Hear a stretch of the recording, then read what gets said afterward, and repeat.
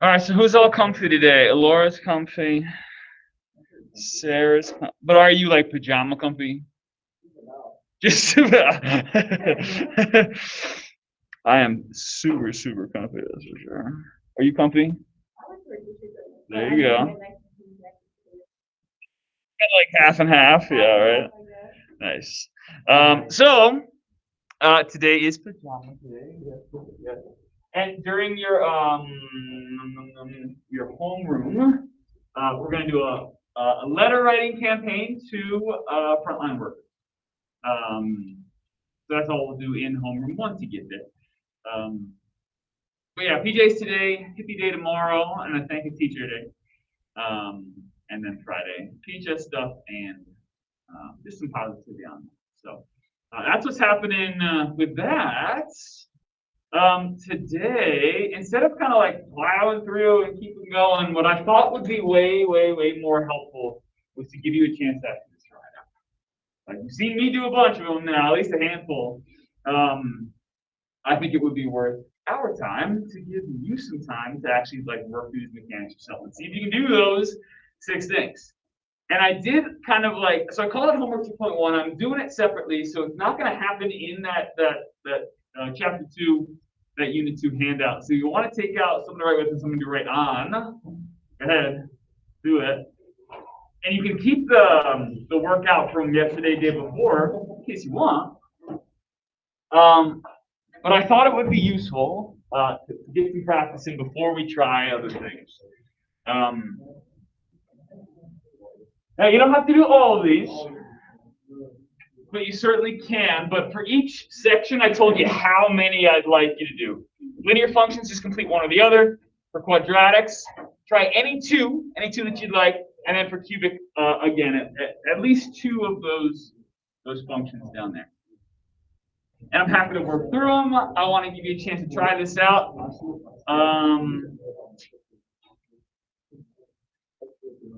And when you get stuck, talk, and let's make it happen. Okay, so take us on a write with something to write on separately than what we've been doing. And then same thing with you guys at home. You can just kind of start working on that. Again, if you guys are, you're at home, you might be in pajamas still from this morning. Send me a photo of you being comfy somehow, and I'll give you some points for it. But just take today and just kind of work through some stuff. The homework 2.1 should be sitting there waiting for you on Canvas on today's announcement, and of course, just as an assignment. And it's due today, and we should just be able to knock it out during class. Trying to just get a handful of these done as you go. And then what I'll do, I'm going to move this way, is that as I work through problems and stuff comes up, you can watch. I'm going to be over there. Whenever anybody has any questions that wants to see anything worked out. So I don't know what's best, but I think it would be great if we just kind of like you just got started and see what's going to work. Now, like for a linear function, right, 3x minus 2, over that line is 3, so we better get 3 as our answer for this derivative, right? Because that's just the slope of the line. Same thing with g of x. We should get negative 1/2 if that's the one that you do. Okay. Quadratics and cubics will actually have some kind of x's left over once we get there. So let's do it. I'm going to write a couple things up on board that I think would be helpful kind of early on. X plus h squared and x plus h.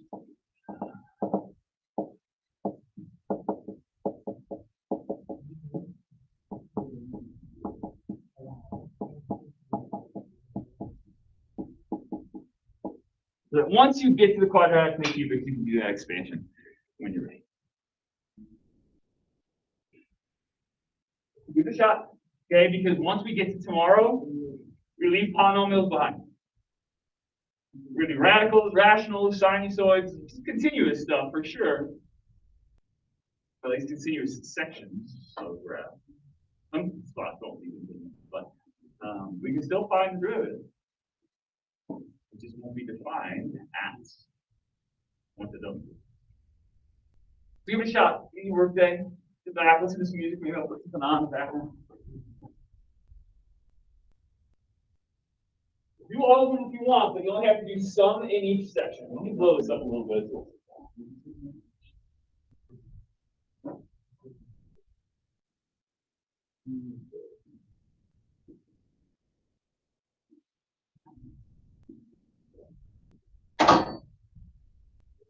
But ask questions and say, hey, like, you gotta get this right, because I can look at it, because I know the shortcut. You tell me what you got, I can tell you if you're right.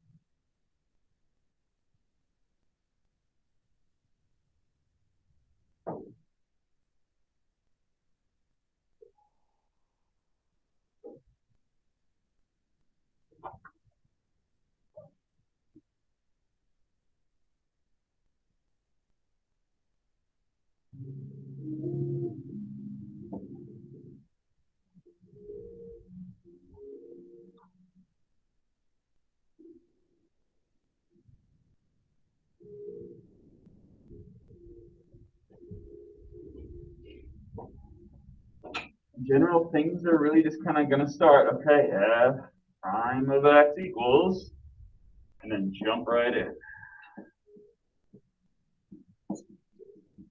Write this step if you think you need to.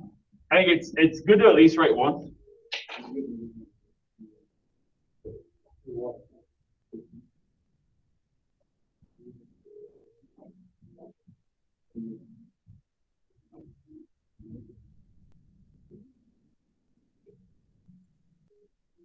I don't want to grab it. You don't need it. Do it by hand. Any kind of piece of paper. Do you not have a notebook? You can put it on any kind of piece of paper you want. It just didn't really have a lot of practice in the chapter, so I wanted to make this for us instead.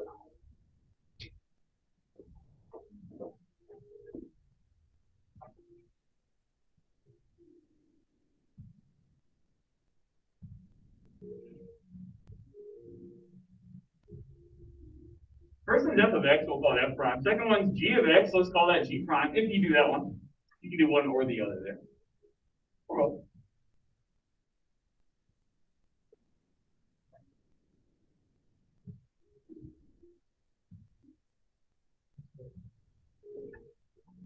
If you're stuck, just ask. I'm happy to help.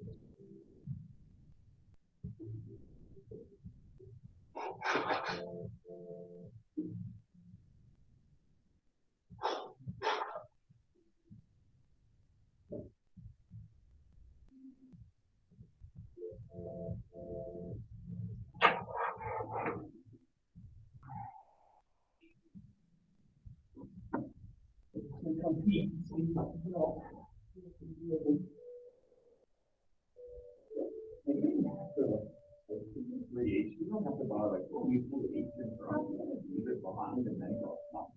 That one turn already kind of factors.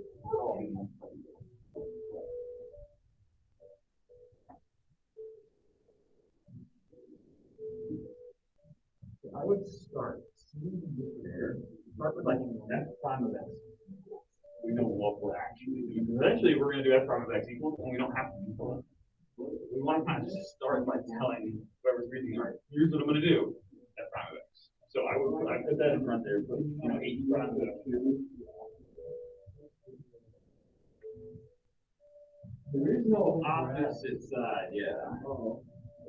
Like we have, so folks, I'm seeing this kind of all across the board. The first thing you should have is f prime of x equals. The very, very first thing, right there, f prime of x equals. F prime of x equals, f prime of x equals, f prime of x equals, and all the way down as you go. You want to say, here's what I'm going to do. I'm going to find the derivative. Okay, because the moment that we get to like later this week or early next week where we don't even need the limit anymore, we're not going to have something that's like, oh, this is obviously the limit of the difference quotient. Cool, that's the derivative. So put f prime of x equals, f prime of x equals as you work. And around that column right there. Otherwise, we wouldn't actually be able to let h go to 0 to 1. It would only be taking long.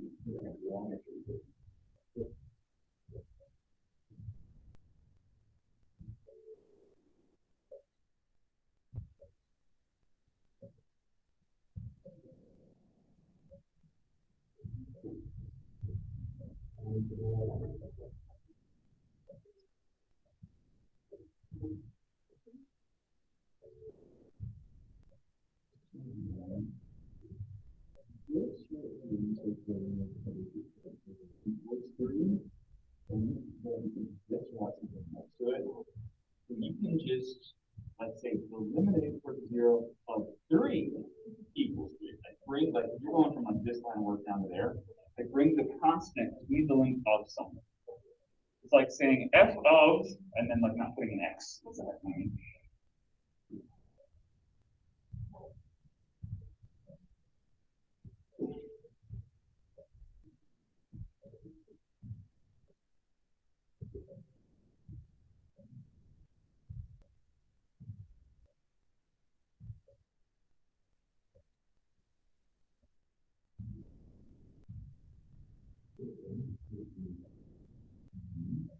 Oh, no, so like 1 was f, that's because this is h. So let's call it h prime, not f prime. Yeah. So every new name of a function, we're just going to use that name, right? F prime for number 1 for linear, and then g prime, h prime for number 1 for the quadratics. So make sure you just kind of bring that name of that function with you as you go. I know, right? No. Right small in calculus, that's for sure. Let's see. So I like right in the beginning, it's like f prime of x equals. Yeah. And then equal signs, not arrows. Okay. Yeah. Arrow means like like implication, yeah, rather than equality. Yeah. Yeah, it's okay. It's okay. Yeah.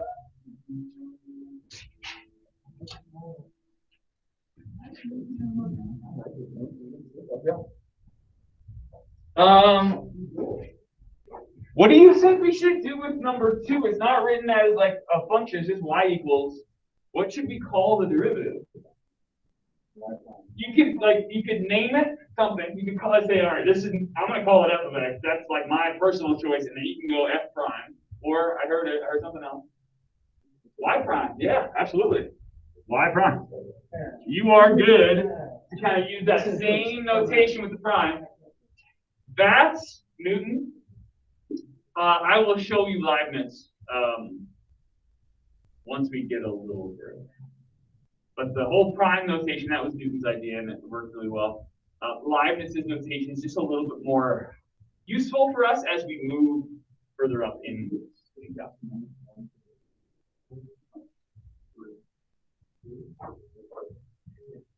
This one will be 2x plus 2. This one will be 6x minus 1.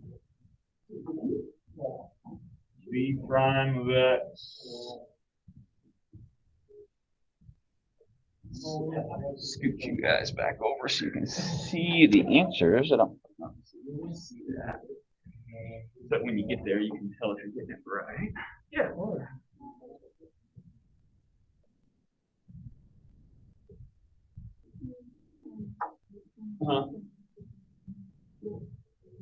It would be the limit as h approaches 0 of 3. Because you cancel the h's out. So the only thing that's really left there is 3. And so we have the limit of a constant. Cool, then it's just that constant.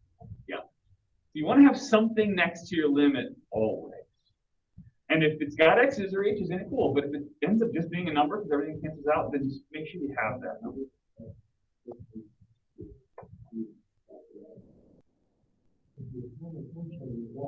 Got you, brother. So I included those two expansions because those are probably the two that we'll need.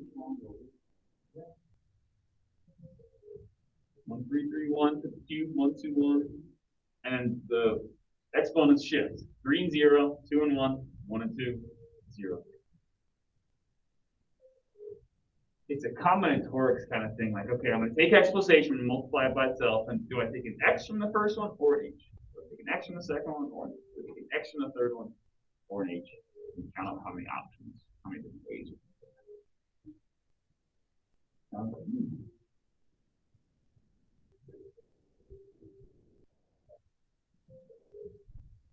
The most I'd ever probably have you do would be something to the fourth.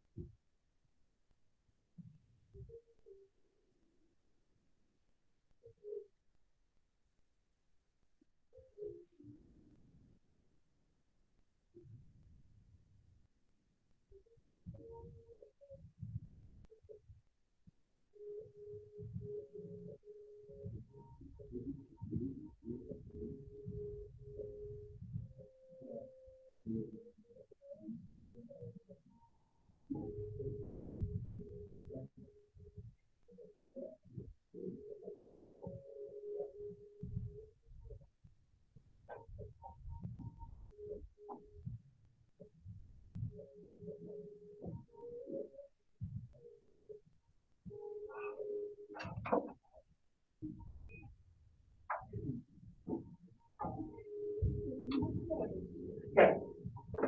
Number 1.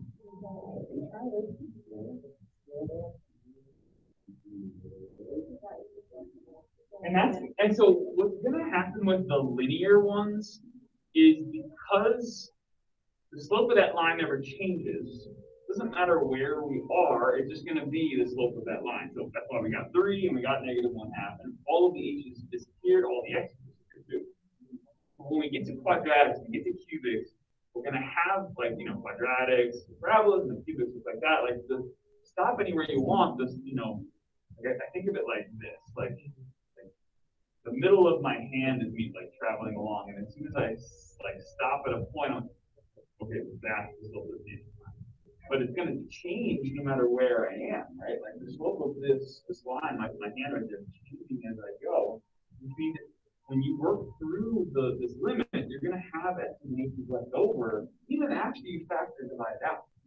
And so what we'll be able to do is kind of like what we did here. Okay, cool. Like I divide out, after the h is divided away, there's only h left over. So if the time comes where we divide away an h, but we still have h's left over, we'll just make them all 0. Then you want to here. You can go to the middle of a polynomial like this. Right there. Because I want you to go in the middle. When I say the limit of something, I don't put parentheses, it's just the limit of exactly what's right next to it. Like,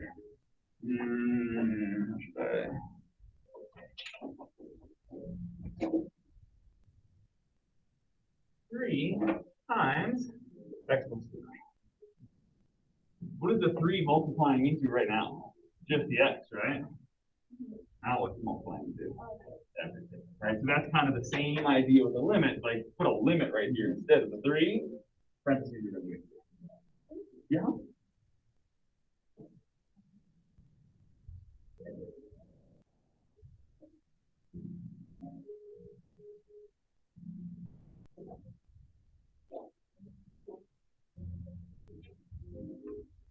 Last one looks fun, huh? S of t. 2t to the third minus 6t squared plus 11t to the third.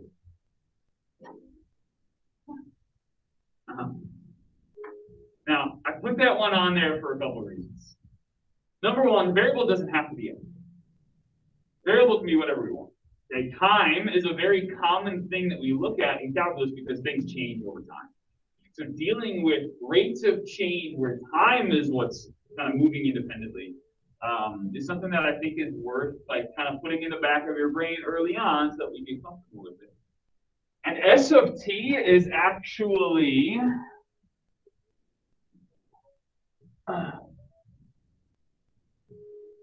generally the name that we use for a position function. You know, I chuck something through the air. Its position above the ground, away from like wherever I threw it from, S of t, t being the variable, and the letter S, I should capitalize that S, because it is the German word Strecke, which means distance or displacement. So you're going to see some S of T's for sure. S is just a weird choice for a letter because it kind of looks like a 5, so we want to be careful, but it comes from the German word Strecke. You have to say it like that. Strecke. I know some German. I'll tell you that story one day. So, wait. Factor out the from that negative have a pull out the e from negative h, and it's still a coefficient. So what is it? 3 terms up top here. When you factor something out, you still have 3 terms. How we doing, folks at home? Questions? Hopefully you're like, oh, I'm getting them right, so I must be doing it right. You're probably right. A lot of people here have the same thing, but what I'm noticing is just some notation things that are coming up that are worth fixing. And so when you post them to Canvas, whenever you get these done, I will try to give you some feedback for sure as to how to improve. There's like little notation things that we need to so. And we can always look at it first thing in the morning because I do want to know what these rational stuff.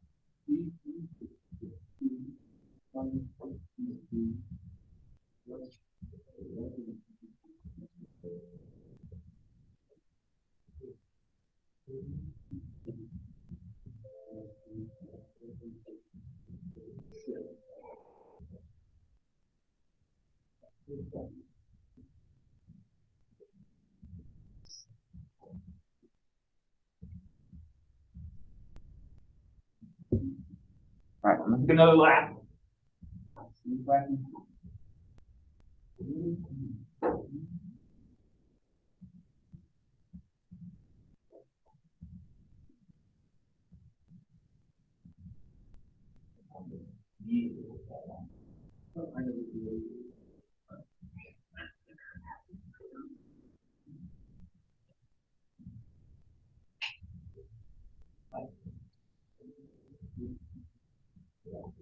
Phi prime, F prime of X equals, you got a label.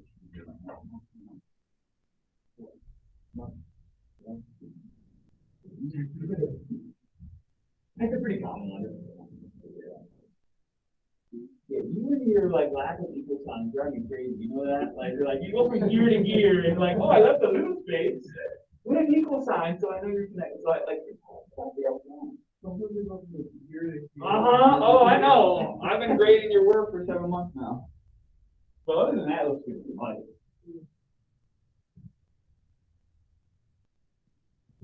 You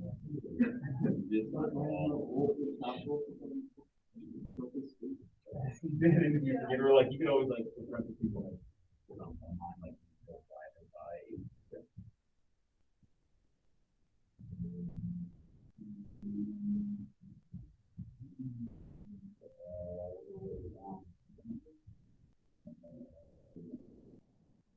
there. Okay, fine. Now I don't need to.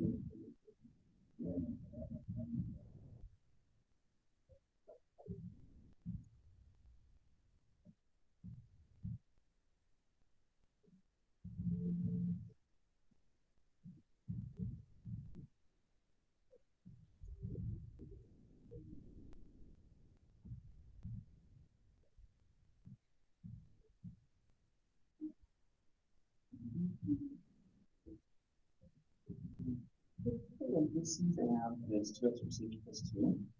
Because one people know all. We didn't need it before because it was just one big fraction, but now that you've kind of gotten rid of the fraction, you polynomials are one. Yeah.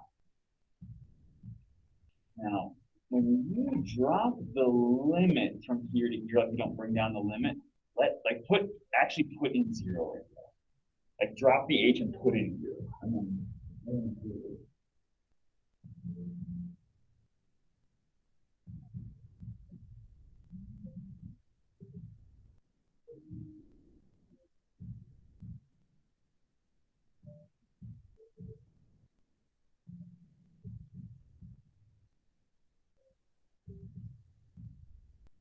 think y prime of.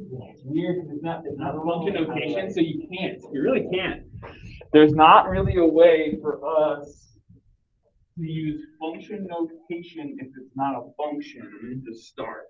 All right, so like quadratics number 2 is a y equals. So when you say y prime equals the limit, and you try to write it like this, it's not going to happen. I can't, like, this is function notation. That's not. I can't write the kind of generic version of it. I think we just kind of have to jump in.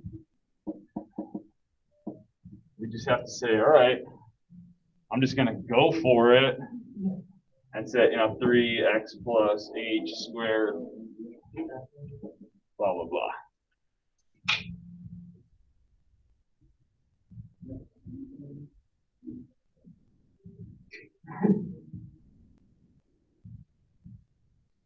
Now, if you want to try to do this to here to there in one line rather than two, like, because if you have like off on the side, like that this is x plus h cubed, and you're just supposed to do 2 times that, 2, 6, 6, 2 instead of 1 through 3. Yeah.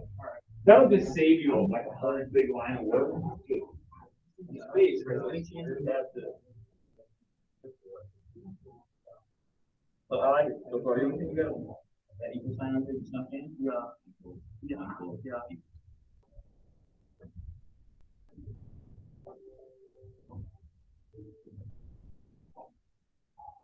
When you're done, just put this up on Canvas, homework 2.1, give you some credit for it, and you're good. That's all I really need from us today.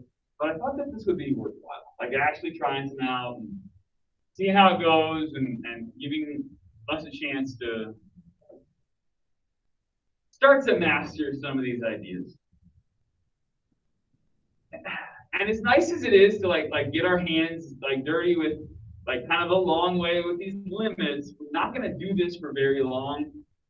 I don't feel like you have to like be able to do this in your sleep kind of mastery level. Of course, we'll be tested on it for sure, but after chapter 2, we just believe in the limit. We don't have to actually do it anymore.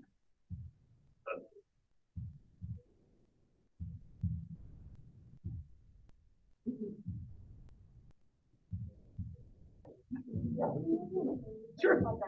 Absolutely. So the thing that we have to do, like when we expand x plus h squared, we have to do that first because whatever exponents first, then the multiplication of that negative. And so if you know that x plus h squared is that, Well, if I'm supposed to do -2 times that, then my result is just going to be -2x squared minus 4xh minus 2h squared, right? Did you get that? Cool. So if we have that, then we have to do this. Yeah. 10 times the x, there it is. And so if you notice that, like, I still have an x left over, or something didn't cancel out, but it doesn't have an h in it, you definitely missed something along the way in that expansion. And so I kind of like knowing that, all right, if things cancel correctly, I probably did it right. If things don't, I definitely did something wrong, but I only have to go back like one line of work and try to find that. So, find that out.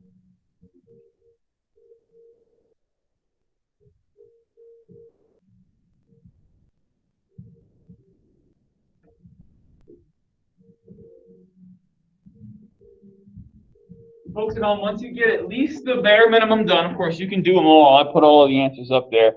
Put it up on Canvas, and I'll see you tomorrow.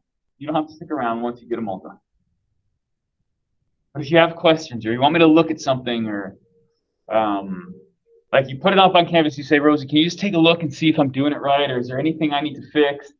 Because a lot of little things have been coming up in class today with just some notation stuff. And if we can fix it now, you won't have those issues tomorrow, the next day, the next day, the next day.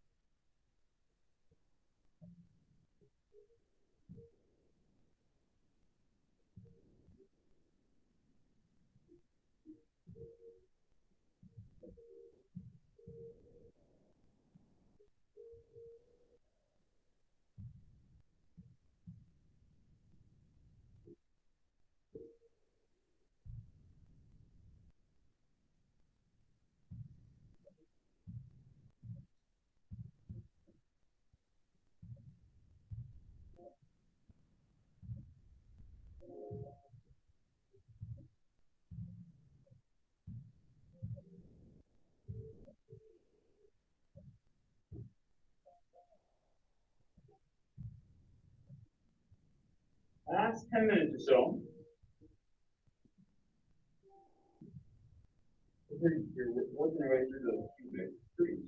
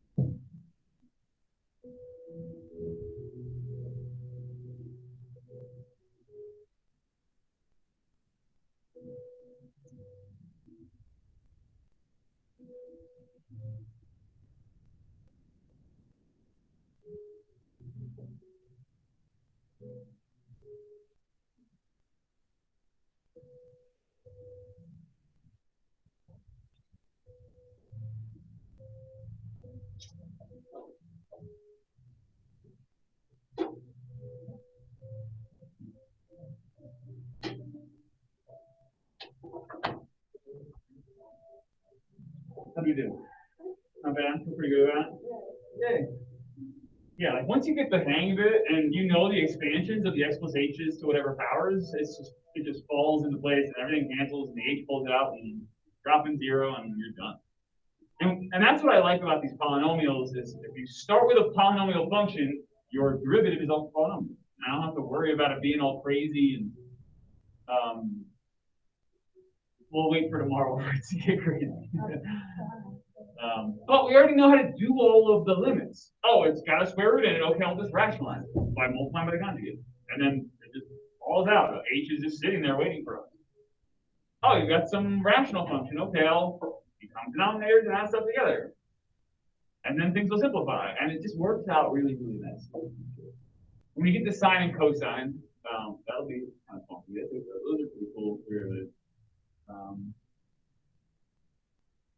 we'll get to the graph side thing, and chapter 2 will be done. It's a pretty quick one.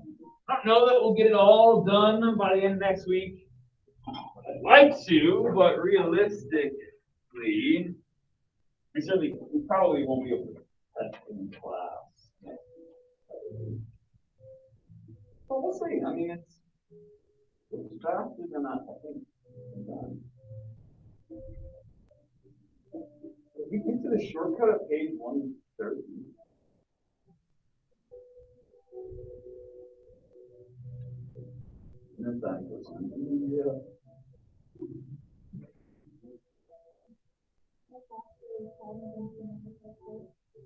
As fast as I did them up there. You can look at it and just know.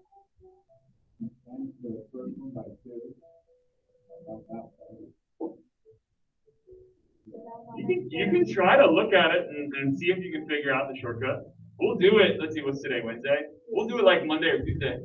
What first part of my whatever the square is? No, actually.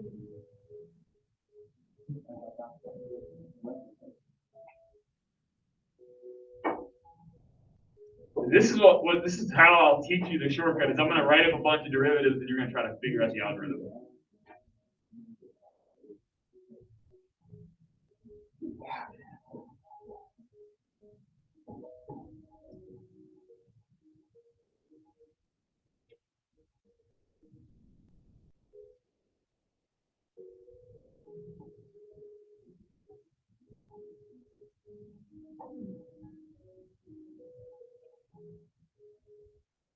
So tomorrow we'll be back in our guided doses. But I had an epiphany last night. It's about, I don't know, 12:45. You know what we need? Really lock this in and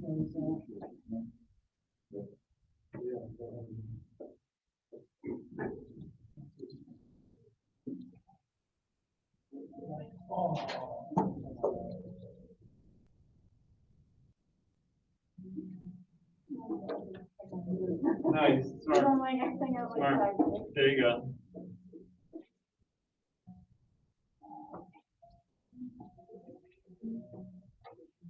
Anybody taking physics right now? Have you seen S&T yet? Is that what Cunningham's called it? Has he talked about position, velocity, acceleration at all? Yeah, we have. I don't think we call it S&T, but kind of same concept. DFT, could you use distance? Those are pretty much interchangeable. DFT, S&T. So the big difference between DFT and SOT, DFT is distance traveled, SOT is displacement above a fixed line. And so, you know, like me walking in 2 dimensions this way and like, you know, jumping and doing whatever, I only have like my displacement above the floor. That's all you're really traveling. And you wouldn't be able to tell if I did this instead, because you're only seeing me in 2 directions, right? And so that's the difference. Distance was me like going in 3 dimensions and like actually tracking the distance that I moved. SOT would have only been my height above the ground, something like that. And in calculus, we only do 2-dimensional stuff until Calc 3, 3-dimensional calculus. I remember in college taking Calc 3, we spent a month on Rubik's Cube. So cool. I had a book of algorithms, like on how to solve, like how to do certain moves. It's awesome. It's not that hard to solve. Once you know, yeah. So I don't remember all of it, but I can do like a top layer, and I could probably figure out how to get the middle, but I definitely don't remember how to do the bottom. Yeah, I don't remember how to do the bottom.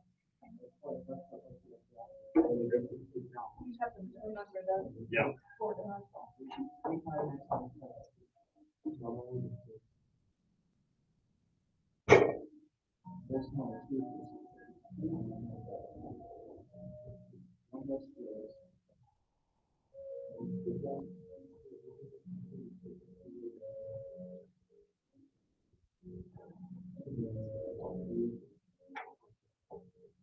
You looking up the shortcut already?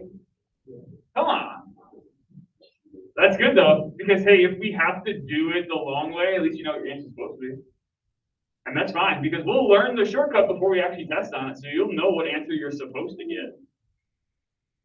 And it is a very simple, nice, it's just nice that it works out that way. And it's all the stuff, all the algebra in the background, all happening in the H's and stuff to make it work. So, binomial expansion and Pascal's triangle, all this stuff, but the shortcut once you learn it's so nice. And then we use that shortcut like in chapter 3 with more challenging setups. I don't think anybody's left. I'm gonna stop recording. And this seemed to